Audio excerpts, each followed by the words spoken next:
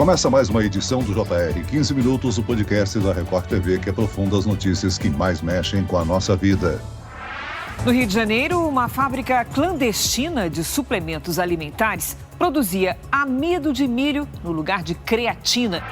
Os suplementos alimentares são destinados a complementar a nutrição de pessoas saudáveis em caso de dietas restritivas, mudanças no metabolismo ou prática de atividade física intensa. O que foi criado para ser um fator a mais na garantia de uma boa saúde, no entanto, pode ser um risco. A grande procura por esse tipo de produto levou ao surgimento de um mercado de suplementos alimentares falsificados ou produzidos sem segurança. Como identificar suplementos alimentares clandestinos? Quais os riscos do consumo desse tipo de produto? Para responder a estas e outras perguntas, o 15 Minutos recebe hoje a doutora Raquel Menezes, endocrinologista e nutróloga. Bem-vinda ao nosso podcast, doutora Raquel. Eu que agradeço, muito obrigada em poder participar. E quem me acompanha nessa entrevista é Silvestre Serrano, repórter do Jornal da Record no Rio de Janeiro. Bem-vindo, Silvestre. Olá, Celso. Olá, doutora Raquel. Doutora, como o Celso disse aqui na abertura, os suplementos alimentares são destinados a pessoas saudáveis. Em que situações esses produtos podem ser indicados? O suplemento alimentar, o nome já diz, é suplementação. Então, ou seja, a gente sempre prioriza o alimento e se por acaso, a pessoa ela vem a ter essa deficiência através da alimentação, faz ali os exames, como que a gente percebe uma deficiência do paciente? Através dos exames que a gente vê ali baixa de vitaminas, baixa de minerais e nesses casos a gente orienta uma suplementação. Sempre precisa do exame? O que necessita, Necessita de uma consulta médica ali, porque na conversa, além dos exames, a gente tem ali uma base do que o paciente ele tem. Se ele tem uma alteração ali do sono, se ele tem ali uma alteração, se ele tem cãibras, uma deficiência ali de vitaminas, aí sim a gente indica, ou seja, é uma suplementação. Primeiro, a gente sempre se baseia na alimentação e se por acaso não conseguir chegar nesses níveis, a gente orienta o paciente a suplementar. Isso daí é necessário, essa suplementação, porque ele tem deficiência. Agora, o que a gente vê hoje em dia é que as pessoas elas fazem uso da suplementação sem nenhum conhecimento, Escuta ali de orelhada, que a gente fala, Viu que, fulano de tal toma aquele suplemento, então se eu tô fazendo ali uma atividade física, ou se eu tô sentindo isso, eu também tenho que tomar. E não é assim. Doutora, no caso de crianças, gestantes e mulheres que estão amamentando, esse grupo pode consumir esse tipo de alimento? Eles precisam ter algum tipo de cuidado para poder ter acesso a esses suplementos? Primeiro que a gente baseia ali pela parte alimentar, tanto para gestante quanto para criança e para o idoso também, E aí, nesses casos, a gente sempre prioriza ali a alimentação. Mas se tá ali com uma deficiência, de vitaminas, a gestante mesmo, ela precisa tomar ali o ácido fólico. Para quê? Para auxiliar na formação ali na gestação. Mas é com orientação. Existe uma dosagem correta, Existe uma necessidade. A mulher, a gestante, ela também precisa ali da quantidade de ferro necessário na gestação. Então, o que a gente tem que tomar cuidado? É com os excessos e por isso que precisa de um acompanhamento. Agora, se você também ficar fazendo uso dela em excesso, vai causar prejuízos, danos. E nas crianças? As crianças, elas também precisam ali de minerais e vitaminas, porque é o processo que elas estão ali no crescimento, no ganho de massa.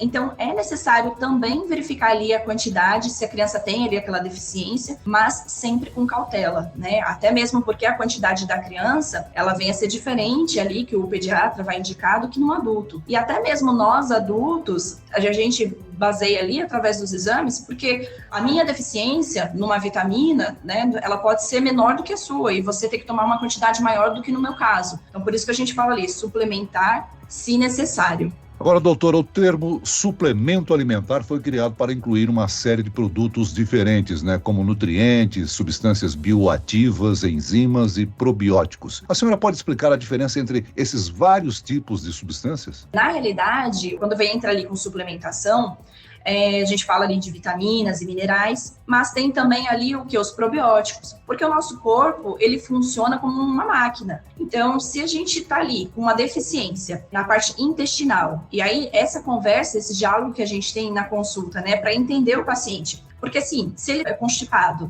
por que tem essa constipação? É através da alimentação dele, que está ali pobre em vitaminas, em minerais. Então, pode ser sim da alimentação, primeira parte que a gente olha. Depois, se o paciente ele ajustou a alimentação e mesmo assim ele vem a ter ali alguns problemas, a gente orienta sim fazer o uso dos probióticos para auxiliar também na questão intestinal. E não somente o probiótico, ele vai auxiliar no quesito constipação, né? Ele auxilia também em outros benefícios para a gente. Através da parte intestinal que a gente tem a absorção ali de minerais, vitaminas. Então, não somente entrar com probiótico para aqueles pacientes que têm alteração intestinal. Às vezes, numa consulta, a gente também orienta a fazer o uso num período de probiótico, mas sempre com cautela, que nem a gente comentou, né? Não é, então eu vou tomar probiótico todos os dias, sem nenhum controle. E aí entra a parte de suplementação ali de proteínas, né? Aminoácidos, que é importante. Aí o que a gente precisa ver? Essa pessoa, esse paciente, ele faz atividade física? Faz. Com que frequência? Né? É diferente uma pessoa que faz atividade física ali, que é um recreativo, de um atleta. Que aí esse atleta, ele vai precisar de uma quantidade maior, porque ele consome muito mais, né? Ele tem um gasto, uma fadiga muscular maior. E aí sim, ele precisa suplementar. A suplementação, ela entra ali como vitaminas, como minerais. Um dos mais, assim, famosos, né, que o pessoal comenta hoje em dia, é da creatina. Porque o que ela faz, essa creatina? Ela vai auxiliar na massa muscular. Então, ali nessa renovação celular. Então, tem sim a indicação do suplemento, ela é muito bem-vinda, tá? Ela tem benefícios, ela tem indicação. O único problema é que as pessoas, elas escutam que é necessário suplementar e elas não têm a mínima noção para que aquilo funciona e acabam usando sem nenhum conhecimento. Agora, doutora Raquel, algumas pessoas têm restrições alimentares. Os produtos para essas pessoas não são chamados de suplementos alimentares, são?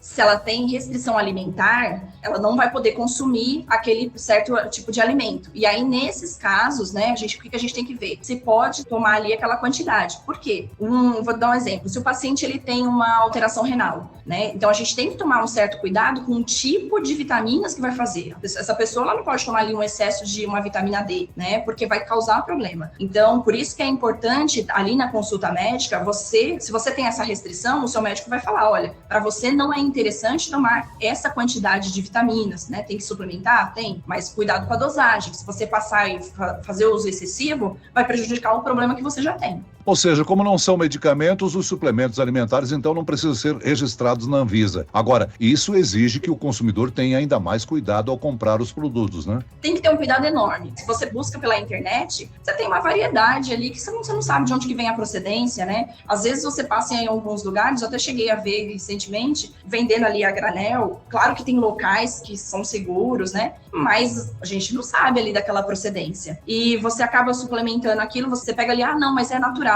Né? Cuidado, não é porque é natural que você pode tomar em excesso e você também não sabe a procedência. Ou aquele produto que diz ali que promete o emagrecimento, ele realmente só tem aquelas coisas naturais ou ele coloca ali alguma outra coisa para inibir o apetite, né? Então tem que tomar cuidado.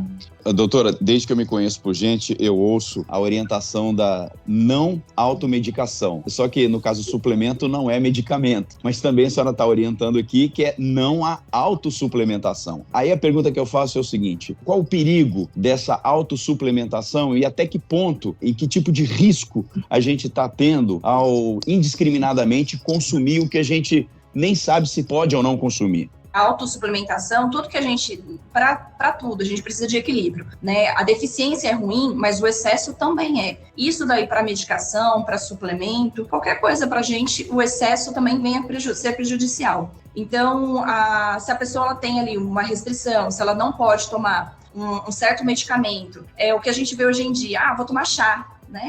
Chazinho não é natural, né? A gente fala assim, chazinho da avó, né? Só que às vezes a gente vê ali por sendo vendidos produtos como chás e você não sabe qual é a procedência, a quantidade que tem ali naquele pacote, o que realmente tem ali. Então, a gente tem que tomar um certo cuidado para não fazer essa suplementação de modo indiscriminado, porque pode sim acarretar problemas. Quais são os problemas? Dependendo da quantidade que você tem ali, pode trazer uma alteração para o fígado, né? Pode trazer ali uma alteração renal.